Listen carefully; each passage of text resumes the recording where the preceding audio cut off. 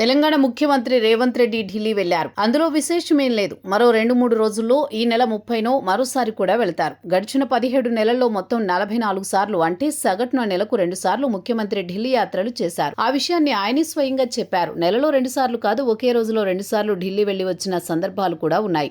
అయితే గతంలో చేసిన యాత్రలకు ప్రస్తుత యాత్రకు చాలా తేడా ఉందని పార్టీ వర్గాల్లో గుసగుసలు వినిపిస్తున్నాయి. నిజానికి పార్టీ అధిష్టానంతో ముఖ్యమంత్రికి సంబంధాలు అంతంత మాత్రంగానే ఉన్నాయి. అందులో ఎలాంటి దాపరికం లేదు.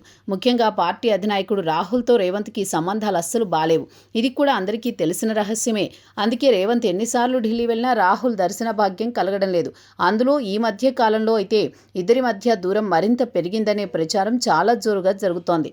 నిజానికి ముఖ్యమంత్రి ప్రస్తుత ఢిల్లీ యాత్ర రాజకీయ యాత్ర కాదు. నీతి ఆయోగ్ సమావేశంలో పాల్గొనేందుకు ఆయన గత శుక్రవారమే ఢిల్లీ చేరుకున్నారు. శనివారం నరేంద్ర మోదీ అధ్యక్షతన జరిగిన నీతి ఆయోగ్ సమావేశంలో పాల్గొన్నారు.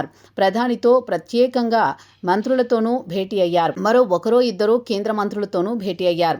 అంతవరకు అంతా సవ్యంగానే జరిగింది. అయితే అప్పటికే ఢిల్లీలో ఉన్న పీసీసీ చీఫ్ మహేష్ కుమార్ గౌడ్తో కలిసి ఏఐసీసీ సంస్థాగత వ్యవహారాల ప్రధాన కార్యదర్శి కేసీ వేణుగోపాల్తో సమావేశమయ్యారు. ఈ సమావేశంలో తెలంగాణ పీసీసీ ఏర్పాటు, మంత్రివర్గ విస్తరణపై చర్చించినట్టు సమాచారం. నిజానికి సమావేశం ముందుగా అనుకున్నదా లేక అప్పటికప్పుడు ఫిక్స్ అయిందా అన్న విషయంలో క్లారిటీ లేదు.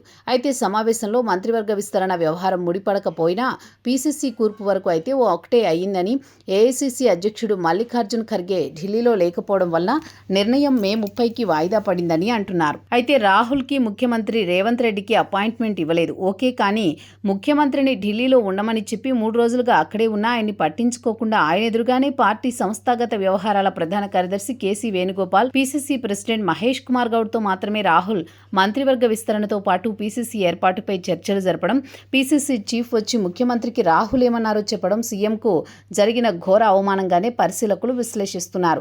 పార్టీ నాయకులైతే ఇది సామాన్యమైన అవమానం కాదని చెవులు కొరుక్కుంటున్నారు. రాహుల్ ముఖ్యమంత్రి రేవంత్ రెడ్డిని ఎందుకు ఇంతలా అవమానించారో ఏమో కానీ ముఖ్యమంత్రి పరిస్థితి చూస్తే మాత్రం మొగుడు కొట్టినందుకు కాదు, తోడికోడలు నవ్వినందుకు అన్నట్లుందని అంటున్నారు. రేవంత్ వ్యవహార శైలిపై కాంగ్రెస్ అధిష్టానం, ముఖ్యంగా రాహుల్ గాంధీ తీవ్ర అసంతృప్తితో ఉన్నట్లు ఎప్పటి నుంచో ప్రచారం ఉంది. రేవంత్ రెడ్డి ప్రధాని మోదీతో ప్రత్యక్ష సంబంధాలు ఏర్పరచుకుంటున్నారనే అనుమానంతోనే రాహుల్ ముఖ్యమంత్రి రేవంత్ రెడ్డిని దూరం పెట్టడం మొదలైందంటున్నారు.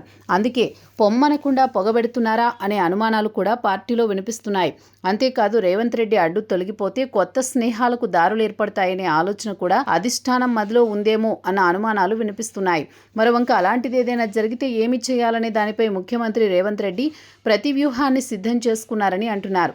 ఈ పరిణామాల నేపథ్యంలోనే రాబోయే రోజుల్లో రాష్ట్ర రాజకీయాల్లో అధికార పార్టీలో ఎలాంటి అనూహ్య మార్పులు జరిగినా ఆశ్చర్యపోనాల్సిన అవసరం లేదంటున్నారు.